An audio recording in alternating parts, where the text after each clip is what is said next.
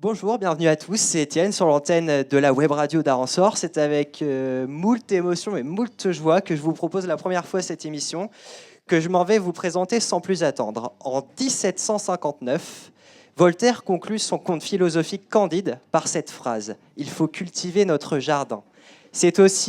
On dit aussi que l'herbe est toujours plus verte chez le voisin. Certes, nos jardins sont différents les uns des autres, et c'est là qu'est la beauté non pas de la culture, mais de nos cultures. Aujourd'hui, je vous propose de visiter le jardin d'un inconnu, et ça commence maintenant. Yeah, yeah. On ne salue pas l'homme, mais le drap. Le rock, c'est un monde à part. À la France, tu es l'âge de ce monde entier. Entre magistralement, une troisième médaille d'or à la France. Vous avez la parole, prenez-la mon vieux.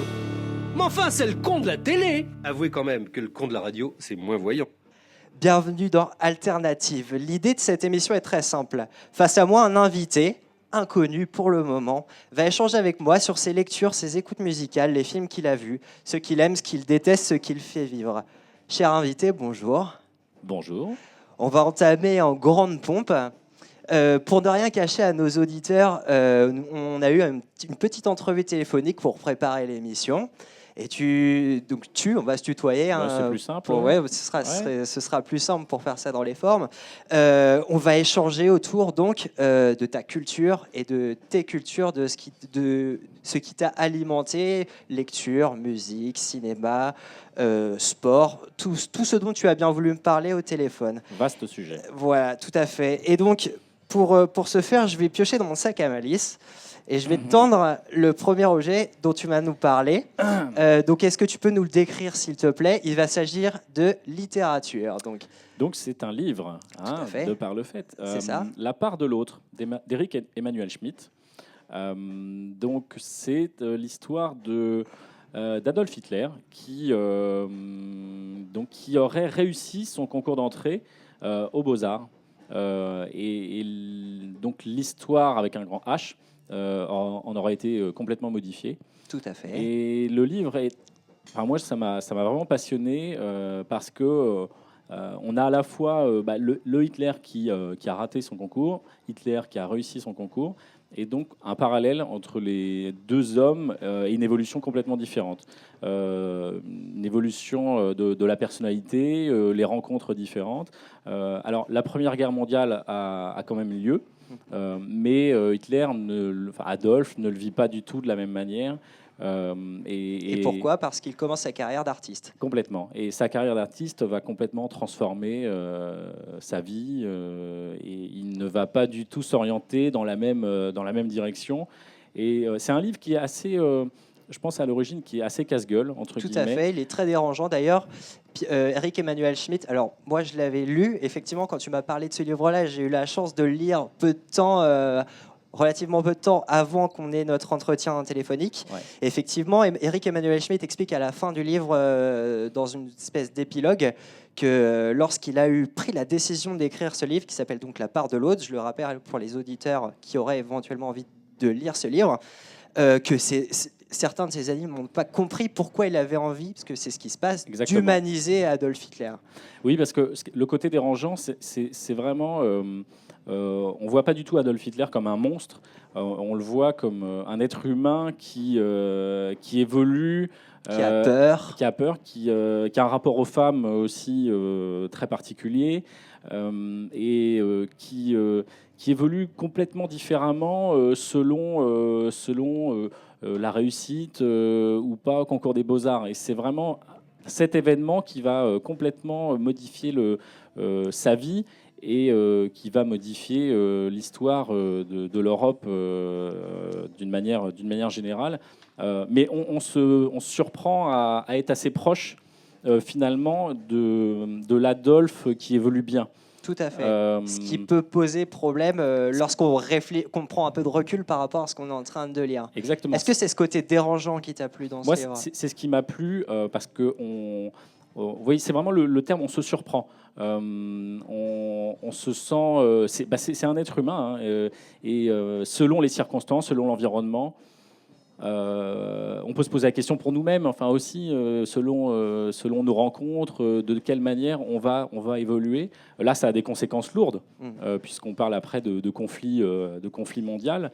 Mais j'ai beaucoup aimé la fin du livre où Eric Emmanuel Schmitt explique aussi la difficulté qu'il a eu à écrire ce livre. Parce qu'auparavant, il a écrit un livre sur un sujet qui est tout aussi casse-gueule. Je l'ai relu l'épilogue. Il a écrit un livre juste avant sur Jésus, qui est encore un autre débat. Donc, il a l'air d'apprécier de se mettre en danger. Des sujets qui sont quand même assez difficiles à traiter. Tout à fait. Et malgré sa difficulté à faire comprendre auprès de ses proches l'intérêt de l'ouvrage, il va jusqu'au bout. Il se surprend aussi lui-même à se sentir proche ou pas du personnage. Mais c'est un livre, je trouve, vraiment très original dans sa construction. Et on apprend aussi beaucoup sur cette période-là. Le rapport entre Hitler et les Juifs, qui n'est pas si évident que ça dès le début. Et sur l'état de l'Allemagne aussi à cette époque-là. Exactement. Tout son passé de SDF quasiment, les foyers. Et la Première Guerre mondiale, moi j'ai perçu ça vraiment comme le début de quelque chose. Pour l'Hitler qui va évoluer dans la mauvaise direction, c'est ce qui va le former, quoi. Et il effraie même ses officiers. Oui, c'est vrai. Il se construit dans cette guerre et il se rend compte que la guerre, c'est ce qui va le porter. C'est son truc. Tout à fait. Donc vraiment un très bon livre. Moi, je vais te demander un petit truc. Ouais. Tu vas l'ouvrir au début et tu vas lire le début, s'il te plaît. D'accord. Et j'ai balisé en fait avec des petites croix au crayon la partie pour faire comprendre aux auditeurs comment le livre est construit. Il y a une partie, la partie du vrai Adolf Hitler, celui que l'histoire avec un grand H a connu. Tout à fait. Et il y a une seconde partie, page 12, que j'ai également balisée. Tu vas lire entre les deux croix à chaque fois, s'il te plaît. D'accord. Alors le titre au début de ce paragraphe, c'est la minute qui a changé le cours du monde. Et c'est vraiment ça. Adolf Hitler recalé. Le verdict tomba comme une règle d'acier sur une main d'enfant. Adolf Hitler recalé. Rideau de fer, terminé, on ne passe plus. Allez voir ailleurs, dehors. Hitler regarda autour de lui, des dizaines d'adolescents, oreilles cramoisies, mâchoires crispées, le corps tendu sur la pointe des pieds, les aisselles mouillées par l'affolement, écoutaient l'appariteur qui égrenait leur destin. Aucun ne faisait attention à lui. Personne n'avait remarqué l'énormité qu'on venait d'annoncer. La catastrophe qui venait de déchirer le hall de l'Académie des Beaux-Arts, la déflagration qui trouait l'univers. Adolf Hitler recalé. Donc voilà. Le rideau de fer, ce qui n'est pas rien, je trouve, comme image. Exactement. Alors donc ça, c'est ce qui s'est passé. Vraiment. Maintenant, le paragraphe suivant, et tout le livre est construit de cette manière-là. Il alterne les deux destins qui sont différents. Adolf H. admis. Une vague de chaleur inonda l'adolescent. Le flux du bonheur roulait en lui, inondait ses tempes, bourdonnait à ses oreilles, lui dilatait les poumons et lui chavirait le cœur. Ce fut un long instant, plainte et tendue, muscles bandés, une crampe extatique, une pure jouissance comme le premier orgasme accidentel de ses 13 ans. Lorsque la vague s'éloigna et qu'il revint à lui, Adolf H. découvrit qu'il était trempé. Une sueur citronnée rendait ses vêtements poisseux. Il n'avait pas de linge de rechange, mais peu importe, il était reçu. L'appariteur replia son papier et lui adressa un clin d'œil. Adolphe lui rendit un pétulant sourire.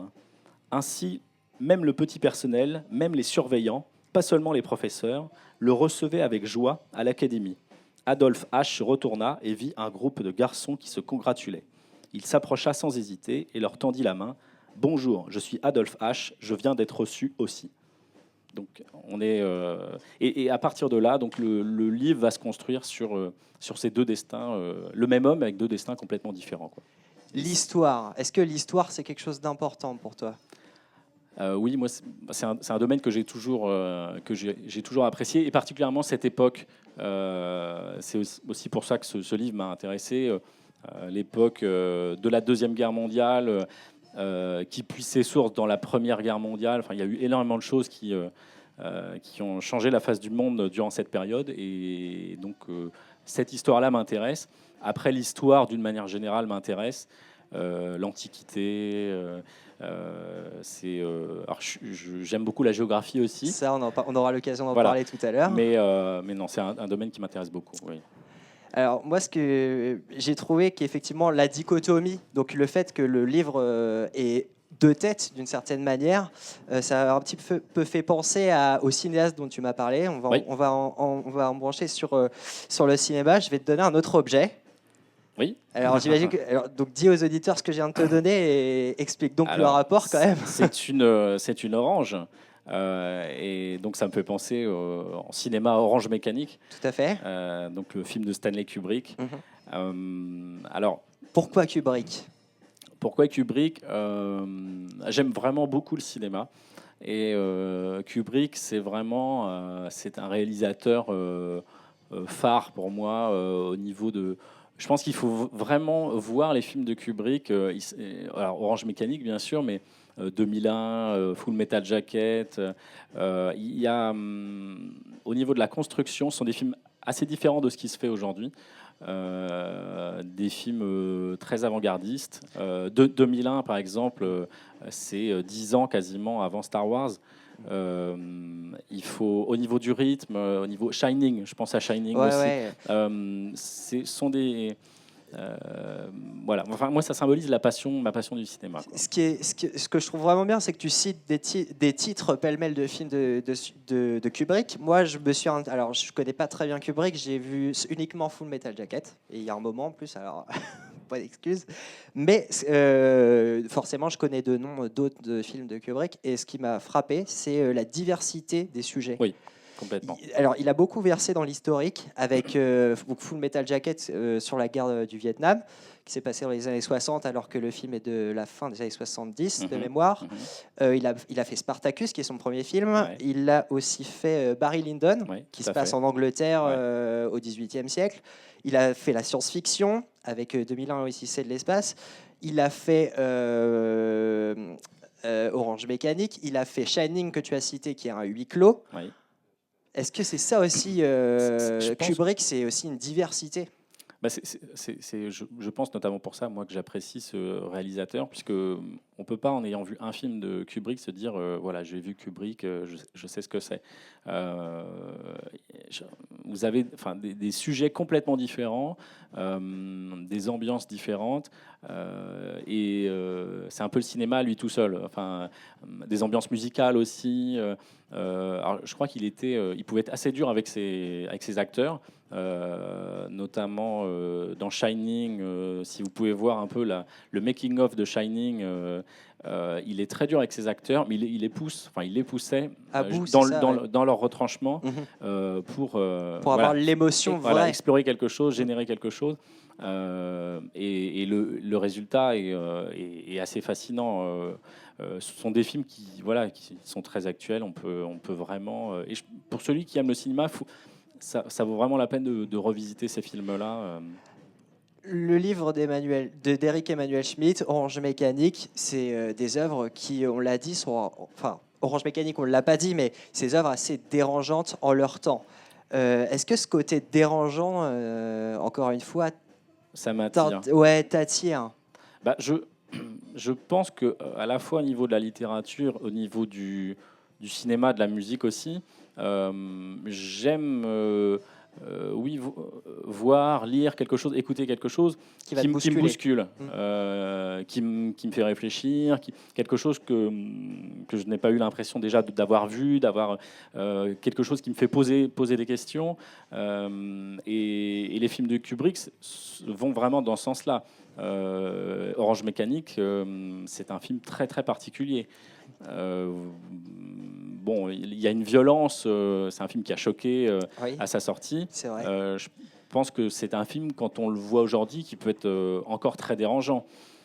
Shining, c'est un film très dérangeant aussi. Ce père là qui va complètement, au fur et à mesure, péter les plombs, vouloir tuer sa femme, son fils. Bon, Full Metal Jacket, c'est la même chose. Vous avez une construction du film en deux parties. Oui, Vous avez c'est vrai, il y a une partie qui est comique, vraiment. Oui, oui, vous avez. Et la fin est juste abominable. Voilà. Enfin, Et je pense qu'on va au bout du bout. Mm. Et moi, ça me plaît. On n'est pas sur des sujets faciles, on n'est pas sur des choses faciles. On va au bout du bout. Je pense qu'il faut être un petit peu fou aussi, un peu dérangé pour faire des choses comme ça. Et moi, ça me plaît. Ça, c'est vraiment quelque chose. Voilà, on n'est pas sur du facile. c'est ça. On va enchaîner sur un autre type de comédie. Un autre art dramatique. Je me tourne vers Valentin. Donc je rappelle, je ne l'ai même pas dit. On est quand même dans les locaux de l'association Aransor. On est au LOC. On est chez nous, quoi. On joue à domicile. Valentin, notre technicien, je me tourne vers lui pour qu'il lance le prochain extrait que je vais indiquer sur son petit fil conducteur. Merci, Valentin. Attendez, en fait, non, comme on n'a pas le temps, j'ai très peu de temps. J'ai demandé à des hommes d'écrire tout à l'heure, pour vous attendiez dans le hall, des choses qui les tracassent au sujet des femmes. Et voilà les réponses, on n'a que ça. Voilà les réponses qu'on m'a données. Voilà ce que certains parmi vous ont écrit ce soir. C'est parti. Tu notes, ok, Rocco, et on fait un premier jet.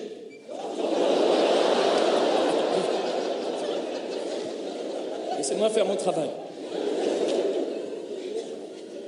Je n'ai pas parlé à ma femme depuis 2 ans parce que je ne voulais pas l'interrompre.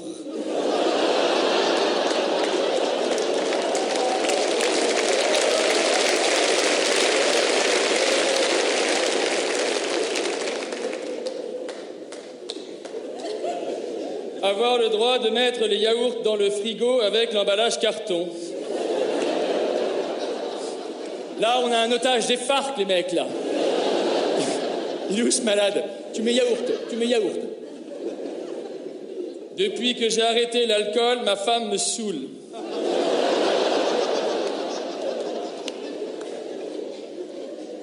Ça, c'est trop long.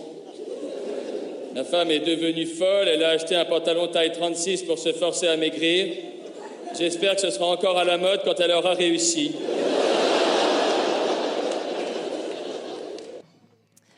Donc j'imagine que tu auras reconnu Oui, l'artiste en tout à question. fait, oui. Raconte-nous tout. Raconte-nous tout à propos de ce monsieur qui est déjà un grand monsieur de l'humour en France. Qui s'appellerait De Benoît. Ouais, Voilà. de son nom. En fait, je l'ai découvert complètement par hasard en allant à Paris. Au niveau de l'église de la Madeleine, à côté de l'église de la Madeleine, vous avez un kiosque où on vend tous les billets, les places qui restent dans les théâtres parisiens. Dans les salles de spectacle, ouais. Donc, il y a quelques années, j'ai découvert, en allant chercher des billets sans savoir ce que j'allais voir, j'ai découvert cet artiste. Alors, je ne me rappelle plus du tout dans quel café-théâtre, mais ça a été la vraie bonne surprise. Alors ensuite, je l'ai vu chez Ruquier, où il est devenu... Enfin, je pense que c'est là qu'il a vraiment percé. Mais le spectacle était essentiellement basé sur les femmes, sur les relations... Comme l'extrait qu'on vient d'écouter. Voilà, donc ça, c'est un extrait qui me rappelle quelque chose.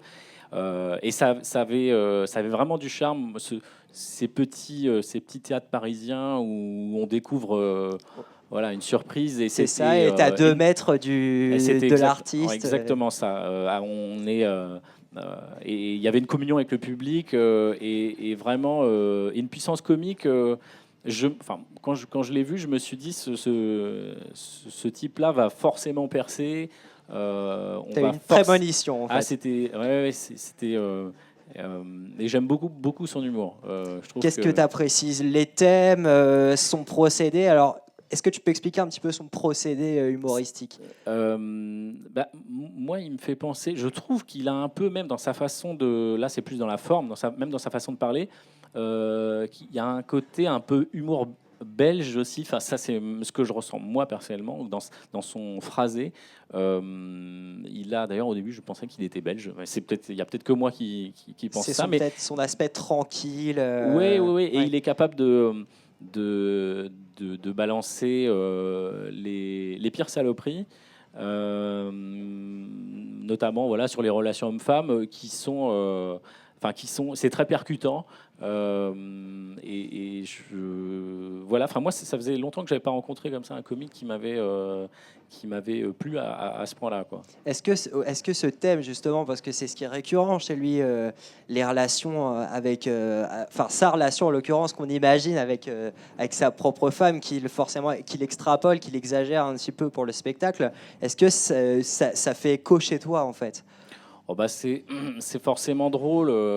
Aujourd'hui, on est un peu dans le girl power, dans la revendication, dans l'égalité. Enfin, c'est très bien, hein, je ne remets pas ça en cause. Je ne veux pas me mettre à dos toutes les femmes, mais son côté un peu macho, assumé ou provoquant, je trouve ça assez drôle.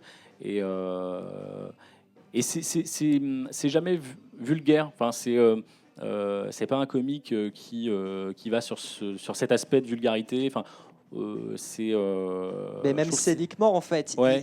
il présente bien, il arrive en costume, tout à fait, tranquillement, la main dans la poche, une main sur la ceinture. Il est systématiquement dans cette posture-là. C'est un peu le gendre idéal aussi. Et oui, c'est ça, c'est exactement ça. Et lorsqu'on le voit, il lance une phrase et il y a une vanne. Et voilà, c'est un ping-pong en fait, c'est ça, c'est exactement ça. C'est un jeu de ping-pong avec le public. Il lance une phrase, une vanne, un rire, etc., etc. Et il nous capte, enfin, il nous embarque dans son humour et après c'est vraiment c'est jouissif, quoi. Enfin, c'est hyper plaisant. Et c'est vraiment un relais, voyez, entre le public et le. Donc, pour ceux qui peuvent le voir dans une petite, je sais pas s'il fait encore s'il fait des petites salles parisiennes en ce moment, mais ça vaut vraiment la peine de le voir au plus près, quoi. Oui, j'imagine, ouais. Donc, et notamment quand c'est une surprise comme ça, c'est vraiment un bon coup de cœur. Bah, pour le coup, toi, tu as eu une surprise qui s'est avérée être. Tu as eu du nez. Voilà, pour le coup. surpris de découvrir ce personnage, mais pas surpris derrière de voir sa réussite depuis. Je pense qu'on va entendre parler de lui encore pendant longtemps. Voilà, je serais pas surpris qu'il fasse du cinéma non plus un jour. Je trouve qu'il a un potentiel qui est vraiment énorme. Et son succès à la télé montre bien que oui, voilà. C'est tout à fait confirmé que voilà, c'est un grand, quoi. On va enchaîner sur un autre spectacle tout autre. Est-ce que tu peux me parler de ça? C'est un Playmobil. C'est un Playmobil. Alors jusque-là, tout va bien. C'est un Playmobil avec une crosse de hockey et un palais. Parce que tu m'as parlé de hockey quand on s'est appelé. Exactement. Alors, je ne sais pas si je peux dire d'où je viens, de quelle ville je viens. Ou oui, à la fin. on peut l'évoquer, c'est assez important. Ou alors je ne dis pas de quelle ville je viens, mais je peux dire que ce sport a une importance particulière. Non, mais tu sais, dis-le, il n'y a pas de problème. Donc, moi, je vis à Rouen. Et donc, quand on a parlé sport, j'ai parlé hockey sur glace. Parce que, d'ailleurs, il n'y a pas très longtemps, je crois que Rouen a gagné la Ligue Magnus. Donc, c'est le championnat de hockey, le plus haut niveau du championnat de hockey en France. Et Rouen a gagné son 4e titre consécutif. Ça doit être le 13e titre, je crois, dans son histoire. Donc, on a la chance d'avoir une équipe qui est une des plus titrées au niveau français. Alors, moi-même, dans ma jeunesse, j'ai fait un peu de hockey dans le club de Rouen. Comment s'appelle-t-il d'ailleurs, le club de Rouen? Là, c'est le Rouen. Rouen Hockey Elite. Ouais. Quand j'étais plus jeune, ça s'appelait le Rouen Hockey Club, je crois. Donc, alors, moi, j'ai été un peu bercé là-dedans. C'est un peu original aussi. Enfin, en France, avec le hockey sur glace, c'est pas un sport hyper médiatisé. Pour ceux qui n'ont jamais été voir un match de hockey sur glace, je conseille fortement d'y aller. C'est vraiment, c'est très nerveux. Oui. Y a une ambiance très familiale, contrairement à certains sports où on pourrait avoir un peu de crainte à aller dans certaines tribunes. Là, c'est vraiment très bon enfant. Il y a tous les âges. À Rouen, on a beaucoup de supporters puisque l'équipe fonctionne bien. Oui, forcément, oui.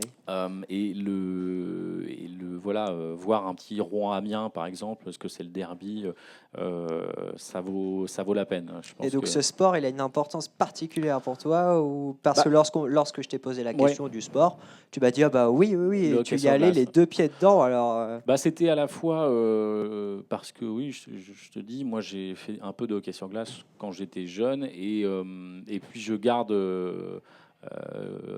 un très bon souvenir des matchs de hockey que j'ai pu aller voir. Il y a des compétitions européennes parfois. Rouen, c'est aussi hissé dans des compétitions européennes. Donc ça m'a un peu bercé et je regrette vraiment que ce soit pas suffisamment médiatisé par rapport à d'autres sports. C'est vrai. J'aimerais bien voir un peu plus aussi De à la hockey à la télévision de hockey télévision. sur glace quand Rouen joue une finale où c'est un petit peu dommage qu'on n'ait pas accès à ce genre si on n'a pas de chaîne satellite. En tout cas, en dehors des Jeux Olympiques d'hiver, parce qu'à Ouais. cette occasion-là, c'est vrai qu'on Exactement. on en a assez, relativement régulièrement. C'est aussi peut-être lié au fait que voilà, Rouen est une haute ville. Désolé pour nous les éditeurs, comme on est au loc, il y a des répétitions. Hein, c'est le jeu, ça fait partie du jeu. Le fait que Rouen soit une haute ville du hockey sur glace en France, c'est peut-être aussi Oui, c'est ça. c'est C'est-à-dire intimement lié à ça. Oui. Évidemment, le fait d'être dans une ville où on a le club, un des clubs les plus titrés, ça influence forcément. Enfin, j'aurais été dans une autre ville, j'aurais pas fait du hockey sur glace dans ma jeunesse. Mhm. Donc c'est pas anodin, quoi, évidemment. Mais donc je conseille même d'essayer pour les plus jeunes de faire un peu de hockey sur glace ou d'aller voir un match. En général, je connais assez peu de personnes qui sont déçues d'un match de hockey sur glace. Donc voilà. Rouen, la plus grande ville de Seine-Maritime. Oui. Tu vas prendre le livre, tu vas l'ouvrir à la page 76, qui est le code départemental de la Seine-Maritime. 76. Ouais. Hop. Oui, voilà. Ah, il y a quelque chose. Voilà. Une photo. Alors, décris-nous la photo, s'il te plaît. Alors, il y a un beau ciel bleu. Ouais, c'est vrai qu'il faisait beau ce jour-là.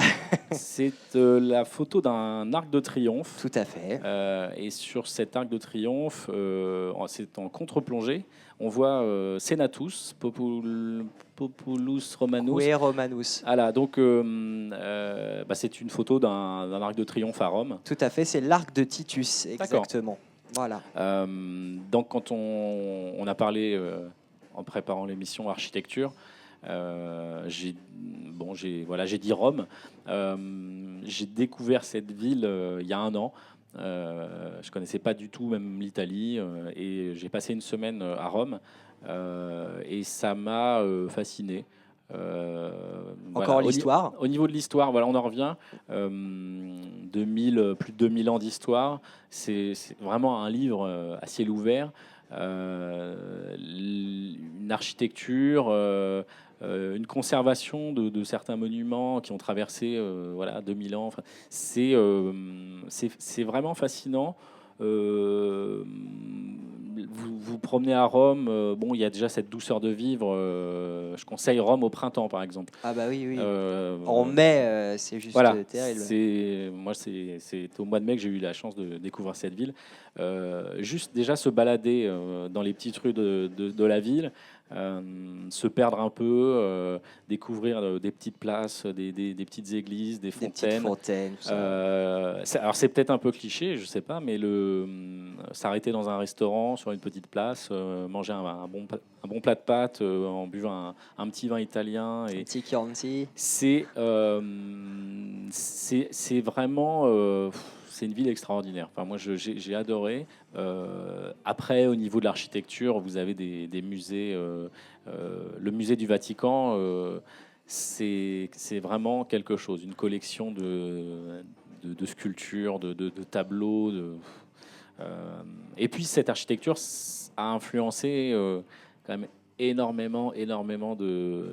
c'est on va dire même les premiers canons, donc les canons au sens premier du terme, c'est-à-dire les règles de l'architecture sont nées de l'architecture antique qui compose le Rome historique. Donc effectivement, pour comprendre des règles de l'architecture actuelle, il faut passer par Rome. D'ailleurs, le prix de Rome, qui est un prix d'architecture, donne toujours d'ailleurs l'autorisation à l'architecte qui le remporte de faire une espèce de tour d'Italie où il va faire des relevés des bâtiments antiques et des bâtiments italiens pour les dessiner et comprendre, les procédés des maîtres antiques de l'architecture. C'est quand même pas rien de gagner le prix de Rome pour un architecte. Donc c'est quelque chose à voir. Ouais. Quand on est à Rome, moi c'était l'impression que j'avais, c'est d'être à l'origine. Un peu à l'origine de notre monde d'une certaine manière. Oui, à l'origine de notre monde occidental, européen. Et je me rappelle d'un voyage, je fais un parallèle avec un voyage à Chicago, aux États-Unis, où l'architecture même de certains gratte-ciel ou de certains monuments reprenait des éléments du style classique. Donc ça marque quand même, ça montre le poids de cette architecture romaine qui a traversé les âges et les océans. Et c'est donc être au cœur de Rome et de cette architecture, c'est fascinant. C'est vraiment fascinant. Et Rome n'est pas qu'une ville musée, c'est une ville qui vit. C'est ça. C'est une ville encore qui est très actuelle et vivante. Complètement. C'est pas, on n'est pas dans les travers peut-être de Paris parfois, qui est une ville qui se transforme de plus en plus en musée, réservée après à une certaine élite. Rome, parfois on a l'impression d'un gros village, quoi.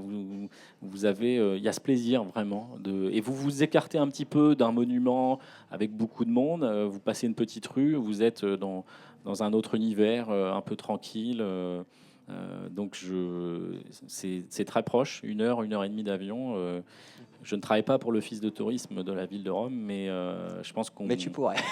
on peut y aller plusieurs fois sans être déçu.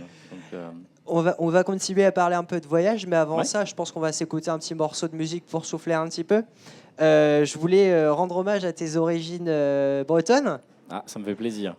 Donc on va s'écouter un petit morceau de Miosex, ça s'appelle Des moments de plaisir. Merci à vous, chers auditeurs, d'écouter la radio d'Aransor. C'est Alternative avec Étienne et notre invité mystère.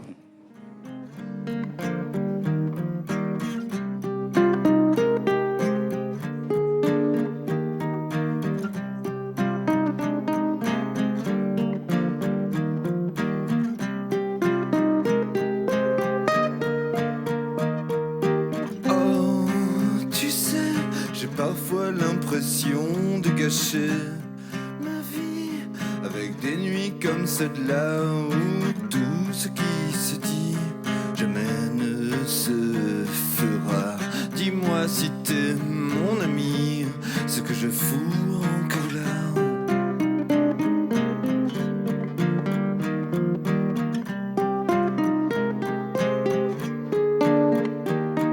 Et même si demain mon haleine me trahit, mes yeux ne mentiront pas quand je rejoindrai ma famille. Dans cet état, je sais bien qu'on n'a qu'une vie et que la nuit qu'on double 3 fois, on l'a tellement appris qu'on ne connaît plus que ça.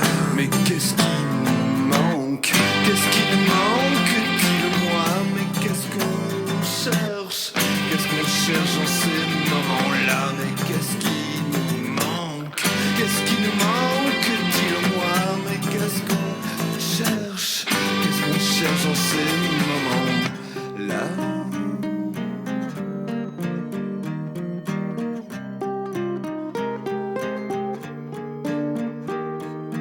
Oh, tu sais, j'ai parfois l'impression de gâcher ma vie avec des nuits comme celle-là, à attendre une fille qui ne veut plus ce qu'elle a, un homme, une voiture, une famille, etc. Mais qu'est-ce qui nous manque? Qu'est-ce qui nous manque? Dis-le-moi, mais qu'est-ce qu'on cherche? Qu'est-ce qu'on cherche dans ces moments-là? Mais qu'est-ce qui nous manque? Qu'est-ce qui nous manque? Dis-le-moi, mais qu'est-ce qu'on cherche? Qu'est-ce qu'on cherche dans ces moments-là?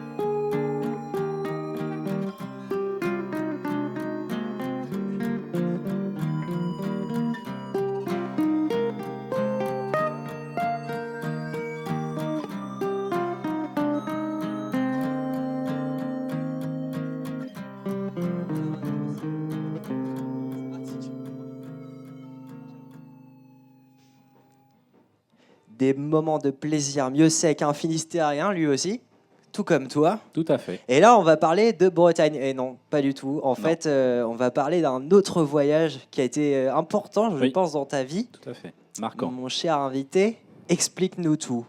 Donc l'Afrique de l'Ouest, le Vaste contrée. Alors plus précisément le Burkina Faso. Donc dans le cadre de mes études, j'ai eu cette chance de pouvoir partir. Donc je suis géographe de formation. J'ai eu la chance de partir en Afrique. Bon, ce sont des rencontres, hein, c'est-à-dire que ça s'est fait un peu comme on fait le parallèle avec La part de l'autre, le livre dont on parlait tout à l'heure. C'est-à-dire qu'une rencontre peut orienter votre vie. Bien sûr. Et c'est vrai qu'à un moment, j'ai rencontré une personne qui avait envie de partir, qui faisait partie de ma promotion universitaire. Je lui ai dit, ah oui, tiens, partir à l'étranger, pourquoi pas. Ça a germé doucement. Oui, et ça a poussé. Complètement. J'avais jamais vraiment voyagé jusqu'à ce jour. Et l'Afrique, je ne connaissais pas du tout. Et un soir, on m'a dit, tiens, tu pourrais partir au Burkina Faso. J'ai dit oui, je ne sais pas où ça se trouve exactement. Et Tu ne savais pas où était l'Afrique d'ailleurs. Voilà, exactement, peut-être à côté de l'Australie. Bah, c'est ça. Oui, on n'est pas loin. Et je suis rentré, j'habitais chez mes parents à l'époque, je suis rentré chez mes parents et je leur ai dit le soir même, je pars au Burkina Faso. Ma mère m'a dit est-ce que c'est stable comme pays, et mon père m'a dit vas-y. Voilà, donc oui, la question de la stabilité est quand même importante, oui, de plus en plus quand même. C'est vrai. Donc c'est vrai que c'est stabilité politique, hein, on entend. C'est une partie du monde qui est soumise à des aléas qui sont un peu compliqués. On en a parlé encore il n'y a pas très longtemps avec le Mali. Enfin, on en parle toujours. C'est toujours d'actualité, ouais. C'est toujours d'actualité. Ça s'est nettement dégradé depuis. Moi, je suis parti il y a 10 ans. Toute la partie saharienne s'est nettement dégradée.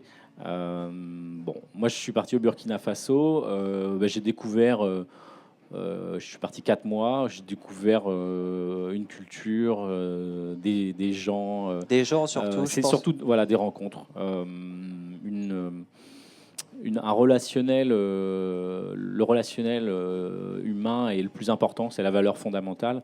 Alors les choses évoluent, hein, entre la brousse africaine, le village de Brousse et la capitale tentaculaire qui a multiplié par 10 ses habitants en 20 ou 30 ans. Bon, on a des mondes qui sont différents, mais ça a été une expérience de vie. Enfin, au-delà du travail, parce que j'allais là-bas pour travailler, ça a été une expérience forte, très forte. Quand on pose le pied en Afrique de l'Ouest pour la première fois, qu'on ouvre les yeux, qu'est-ce qu'on se dit quand on est un jeune Français qui n'est jamais sorti de son territoire? On se dit, ou presque. Alors la première chose qu'on se dit, il fait chaud. Il fait très chaud. Ça dépend quand on y va, mais moi j'y suis allé en mars. On a une saison des pluies entre juillet et septembre à peu près, et vous avez une saison sèche et particulièrement chaude entre mars, avril, mai, juin. Au printemps, quoi. Voilà, au printemps français. C'est la période la plus chaude, et je suis parti en mars. Donc quand on sort de l'avion, il fait 45 degrés à l'ombre. Alors j'en parle parce que c'est très très dur à vivre. On parle de canicule parfois chez nous quand il fait 30 degrés. Quand vous rajoutez 15 degrés, c'est compliqué. Ah oui, j'imagine. Après, ce qui marque la foule, parce qu'on est dans une ville africaine, c'est quand même c'est assez désordonné. On n'est pas dans des choses très très très cadrées. T'as des noms de villes comme ça qui te viennent? Des noms de villes. Ouais. Ouagadougou, c'est la donc, capitale du Burkina Faso. tout à fait. Je pense je suis allé après en Côte d'Ivoire, donc Abidjan. Je suis allé au Togo, Lomé.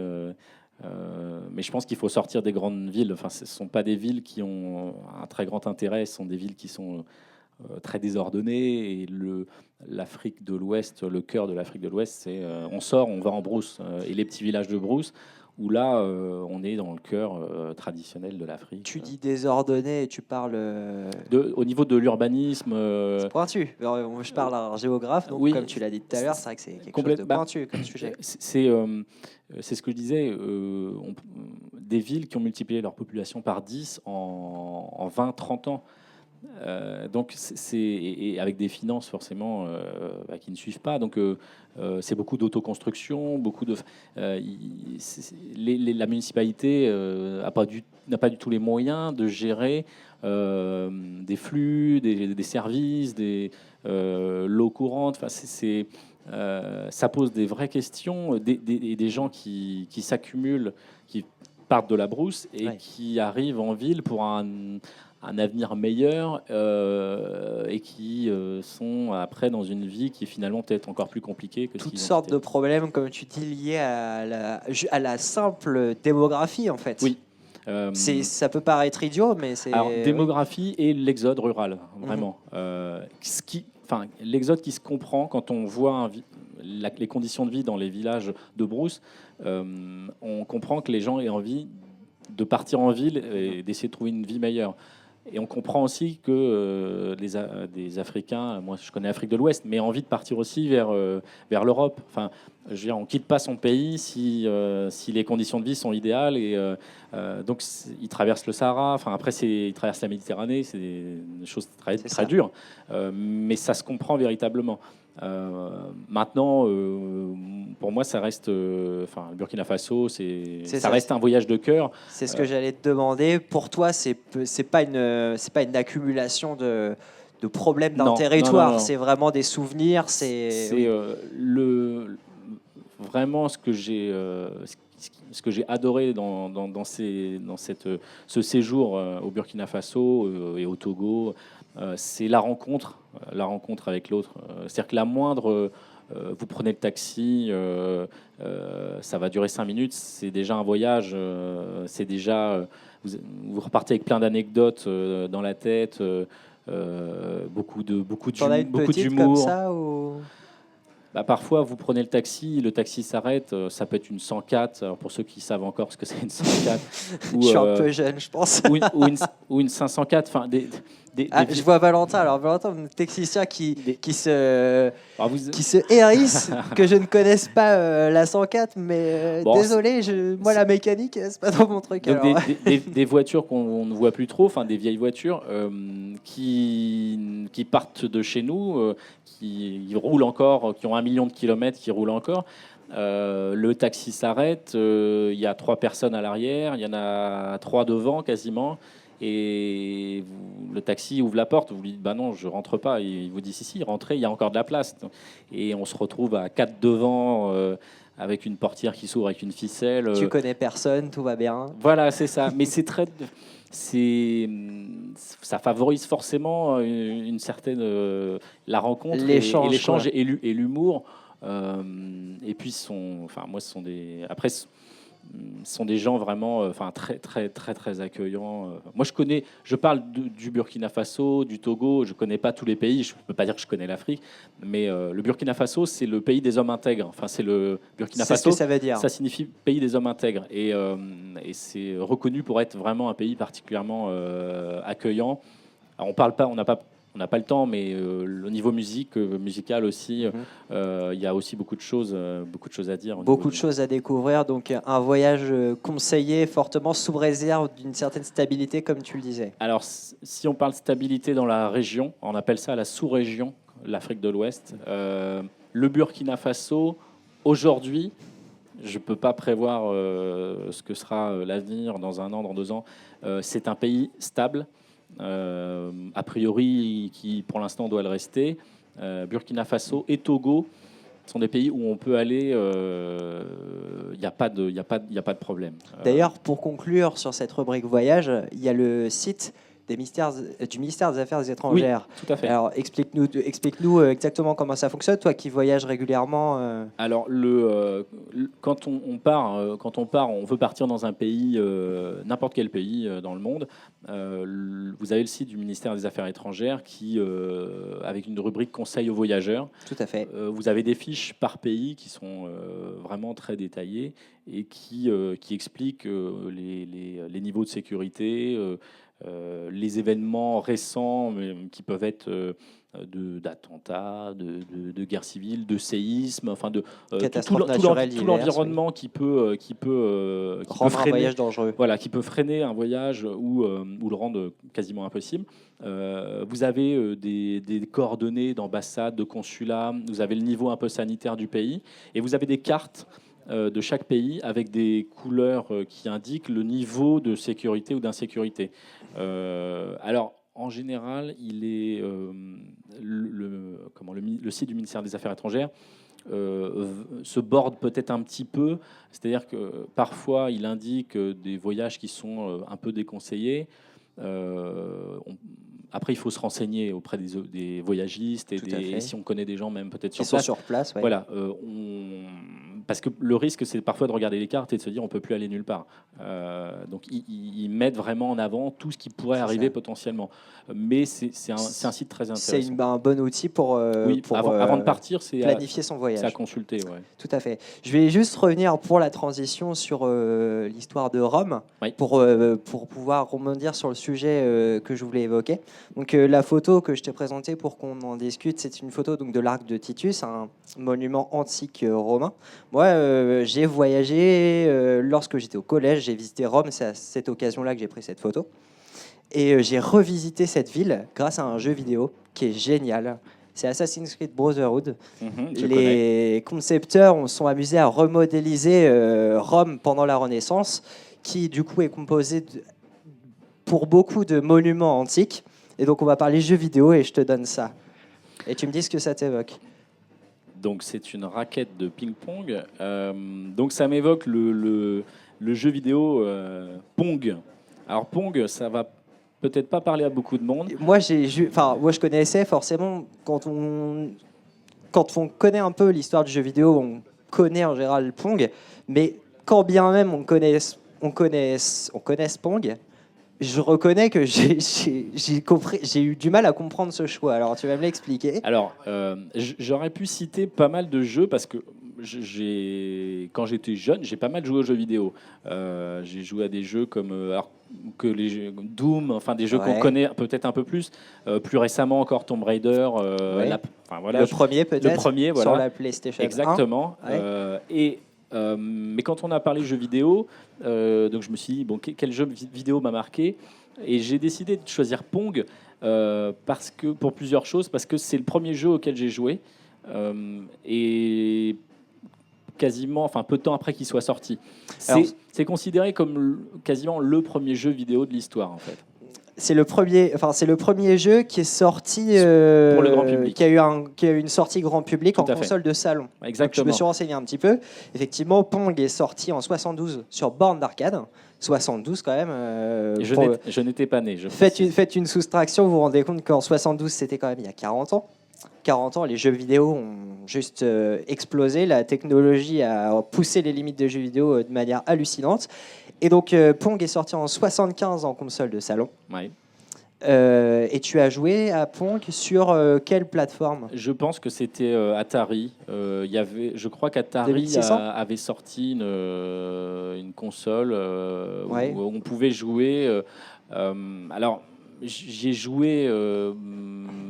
Moi, je suis né il y a quelques temps. On en reparlera tout à l'heure. C'est le premier jeu auquel j'ai joué. Alors, pour ceux qui ne connaissent pas et qui pourraient le découvrir, je pense, sur Internet, c'est la préhistoire des jeux vidéo. C'est la base même, on pourrait dire. C'est un jeu on peut dire de tennis ou de ping-pong, comme on graphiquement, comment ça se présente ? Graphiquement, c'est une antithèse des jeux vidéo actuels. C'est un fond noir avec deux barres blanches et une petite... Et un pixel, en fait. Quasiment, un carré, voilà, un pixel. Et on avait des petits joysticks où on pouvait juste faire monter et descendre les barres qui étaient de chaque côté de l'écran. Et le but était de faire passer ce petit pixel, que l'adversaire ne puisse pas le rattraper. Et il y avait un petit son aussi qui était caractéristique. Je ne sais pas si je peux réussir à le faire. Tout à fait. C'est le son du rebond en fait de la balle. Exactement, C'est, sur les raquettes. Donc c'était uniquement ce principe-là. Étant donné que j'ai connu après les premiers... j'ai joué au premier jeu, enfin Doom, si on parle de Doom, c'est Ouais, un Doom, jeu ouais. qui a... Alors qui des a- premiers FPS comme on dit. Exactement, d'ailleurs on a parlé de Doom-like C'est ensuite. ça, ouais, parce que c'était quand même une référence en l'occurrence. Voilà, donc Mhm. j'ai joué des heures à ce jeu-là. Mais Pong, pour moi, c'est le début, quoi. C'est mon début de jeu vidéo et c'est le début aussi du jeu vidéo dans le salon. C'est l'arcade, les bornes d'arcade qui petit à petit investissent le salon. Donc voilà, on reparle d'histoire. C'est ça. Euh, C'est encore ça. C'est une question. Il y a toujours une espèce de petite nostalgie en fait. Je pense qu'on pourrait dire ça. Bah, Dans tes ouais, choix en tout cas. Bah, de nostalgie, je sais pas, parce que, en tout cas, au niveau des jeux vidéo qui avaient des graphiques, évidemment, des musiques vraiment de base, à des années-lumière de ce qui se fait aujourd'hui, je pense que toute ma génération a passé des heures et garde un souvenir, enfin un plaisir à jouer à ces jeux-là. Qui est énorme, quoi. Alors on peut, enfin moi j'apprécie beaucoup de jouer à des jeux actuels. Récent, j'allais te le dire justement. Ouais, je suis pas, te demander. je suis pas du tout nostalgique en me disant c'était mieux avant. Mais parce que non, mais la question peut se poser parce qu'il Ouais. y a beaucoup de gens aujourd'hui avec il y a une espèce de revival du jeu en 2D et même des anciennes plateformes je pensais à la génération Super NES, Mega Drive, ce genre de choses qui faisaient enfin pas l'apologie parce que les technologies ne permettaient pas de gérer la 3D encore de manière correcte et encore je mets des guillemets des gens qui disent que cette époque-là était meilleure. Moi je dirais pas que l'époque. Je pense que c'est une façon de voir les choses, mais qu'on peut tous savoir. À un moment donné, on dira tous c'était mieux avant, quoi. C'est parce qu'avant, Parce que ça fait partie de nos tripes. De exactement. toute façon. Et puis avant, on était plus jeunes, quoi. Donc c'est sûr que c'était mieux quand on était plus jeune. Mais moi, sur les jeux vidéo, ou dans d'autres domaines, je suis pas à dire que. Moi, j'ai pris énormément de plaisir avant à jouer à ces jeux-là. Je pense que ceux qui jouent aux jeux vidéo aujourd'hui, qui n'ont pas connu ces jeux, ils prennent beaucoup de plaisir aux jeux d'aujourd'hui. Et plus tard, ils se diront les jeux auxquels on jouait étaient peut-être mieux que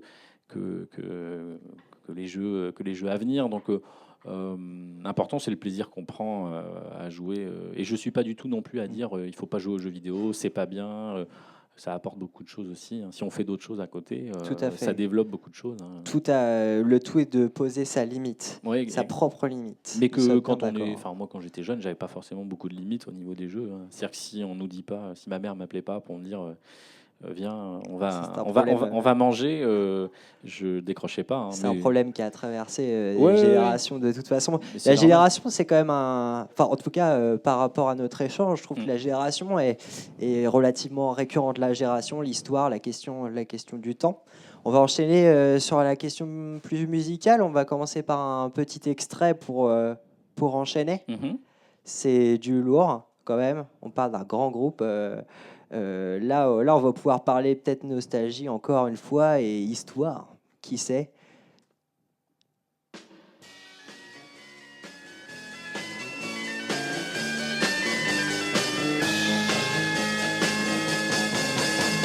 You know that it would be untrue.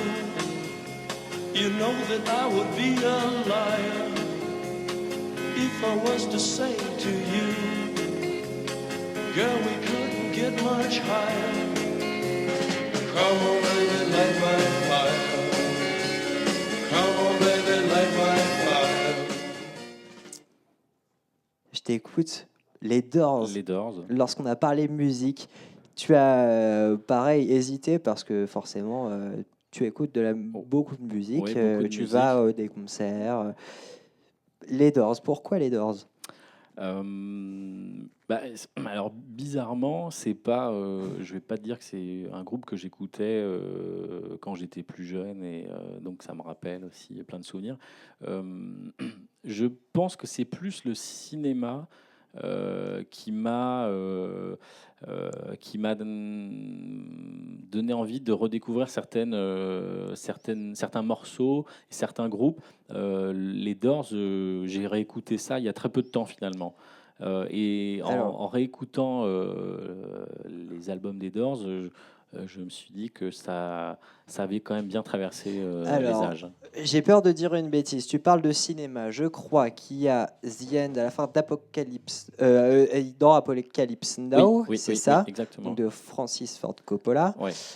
Il y a un film sur les Doors avec Val Kilmer qui est de mémoire, moi je l'ai vu il y a longtemps, mais qui est bluffant de ressemblance avec Jim Morrison. Tu l'as vu ce film ? Non, je ne l'ai pas vu. Par contre, je vois, tu vois visuellement Jim Morrison, j'allais dire, mais non, je parle de Val Kilmer. Ouais, tout à fait. Mais j'ai pas vu le film. Apparemment, c'est vraiment un très bon film sur la vie. Un peu romancé, d'après ce que j'ai cru comprendre. Il y a des faits qui sont pas tout à fait exacts, mais ça fait partie du cinéma. Du cinéma aussi, quoi, de toute façon, d'enjoliver un peu les choses. Mais c'est vrai que dans Apocalypse Now, il y a une scène avec la bande-son des Doors. C'est une musique qui est assez fascinante aussi. C'est vrai. Fin des années 60, mi-60, début 70. Et puis une musique qui a bousculé aussi. On en revient aux choses qui dérangent, qui bousculent. C'est peut-être un fil rouge, je sais pas, oui, effectivement, dans l'échange. Et c'est un groupe qui a bousculé son époque.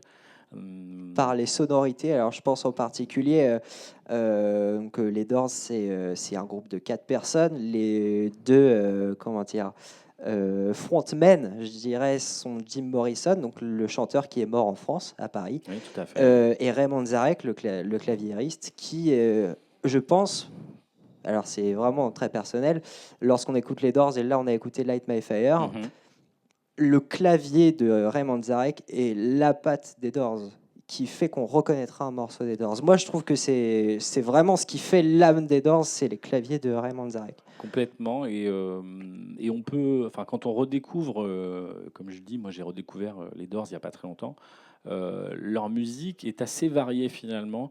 Il y a des morceaux qui sont hyper connus. Là, celui qu'on vient d'entendre, il y en a d'autres. Quand on se replonge dans leurs albums, il y a des sonorités, il y a des musiques qui surprennent aussi. Il y a du jazz, il y a du funk, il y a des musiques de fanfare aussi quasiment.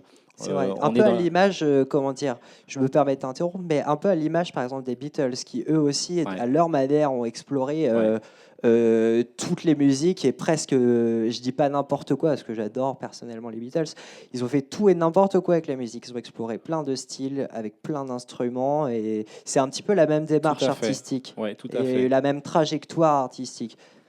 Avec une fin un petit peu plus... ouais, c'est vrai, avec un peu plus dramatique, un peu plus effectivement. brutal. Il faut revoir des images de concerts des Doors où les policiers arrivent sur scène pour arrêter Jim Morrison, lui mettre les menottes. Encore le côté un peu provocateur. Ouais, c'est à revoir et c'est à réécouter. Alors j'ai choisi les Doors, mais après j'écoute beaucoup de musique actuelle aussi. Mais c'est comme pour les jeux vidéo, on va dire que... Oui, tout à fait. Il y a une espèce de, de goût pour ce qui s'est fait et de reconnaissance d'un exemple. Ouais, c'est ça. Et à côté de ça, il ne faut pas renier ce qui se fait actuellement. Exactement. Moi, je vais assez souvent en concert. J'aime découvrir aussi des choses... que des styles qui sont pas forcément les miens. Je suis assez curieux et je suis pas du tout à dire ce qui se faisait avant au niveau musical c'était vraiment c'était le must. Aujourd'hui il n'y a plus rien. Je suis pas du tout dans cet esprit-là, mais comme tu dis, il se passe des choses actuellement, mais ne renions pas ce qui s'est passé avant. Et il y a des musiques qui ont vraiment traversé les âges. Et je me raccorde sur le cinéma. Encore une fois, parce que j'adore ça. C'est aussi une façon de redécouvrir certaines musiques. On n'a pas parlé, on aurait pu. Moi, j'ai choisi Kubrick dans le choix. On aurait évidemment pu parler de Tarantino. Ah bah bien sûr, effectivement, qui lui en plus donne à la musique une place que je ne qualifierais pas de prépondérante, mais pas loin. Une place de choix. Une place de choix dans sa construction cinématographique. Oui, complètement. Et il y a Ouais. énormément de musiques qui ont été redécouvertes grâce au film de Tarantino. Et bon, moi, je suis fan également de ce réalisateur. Et ça prouve que voilà, des musiques un peu anciennes s'intègrent complètement dans des films actuels. Pour peu que l'identité visuelle, que Complètement. le cadrage, ce que l'on montre soit adapté. Mais c'est très choisi, enfin, c'est très travaillé. C'est vrai que les Tout à films de fait. Tarantino sont très travaillés à ce niveau-là. En parlant de musique, on va se passer un morceau que tu as choisi. Alors, quel est ce morceau? Alors, j'ai oublié le titre. Bah tiens, je l'ai écrit ici. Ouais, si tu veux. le groupe, c'est Budos Band, et le titre, c'est Unbroken, Unshaven. C'est un groupe que je connais depuis peu de temps, entendu à la radio, alors, soit sur le Move ou sur Radio Nova, c'est deux radios que j'aime bien. Il y a une radio sur Rouen qui s'appelle HDR, la radio Oui, des tout à Hauts de fait, Rouen. qu'on connaît assez bien parce que Aransor travaille assez régulièrement avec Radio HDR. Et donc je conseille fortement aussi d'écouter cette radio. Musique du monde aussi, il y a des émissions aussi notamment sur l'Afrique. Bon, ce sont des musiques différentes qu'on n'entend pas sur des radios plus classiques. Donc c'est sur une de ces radios que j'ai entendu ce groupe que j'aime beaucoup. Très Voilà. bien. Donc Unbroken, Unshaven, The Budos Band sur aransor.com. Magnéto.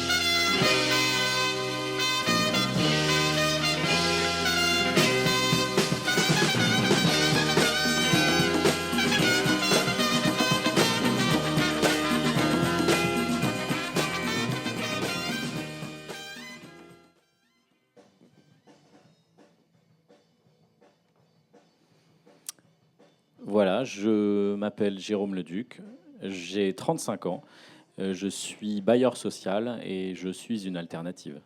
Et je te remercie, Jérôme. Merci à vous, chers auditeurs, de nous avoir écoutés. C'était ma première alternative, ou plutôt notre première alternative. Je remercie l'association Aransor, chère à mon cœur, forcément. Je remercie Valentin à la technique qui nous a suivis pendant cette bonne heure d'entretien, mine de rien, une heure.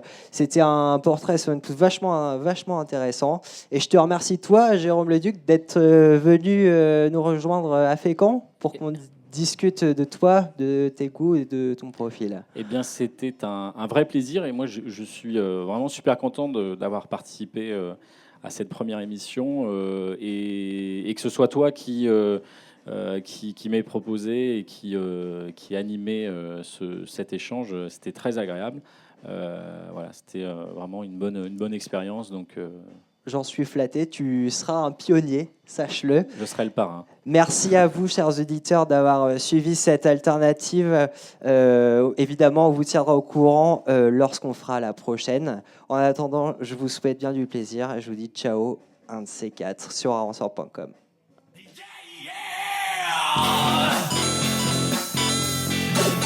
On ne salue pas l'homme, mais le drame. Le rock, c'est un monde à part. À la France, tu es l'âge de ce monde ancien. Yannick Adiel offre magistralement une 3e médaille d'or à la France. Vous avez la parole, prenez-la mon vieux. Mais enfin, c'est le con de la télé. Avouez quand même que le con de la radio, c'est moins voyant.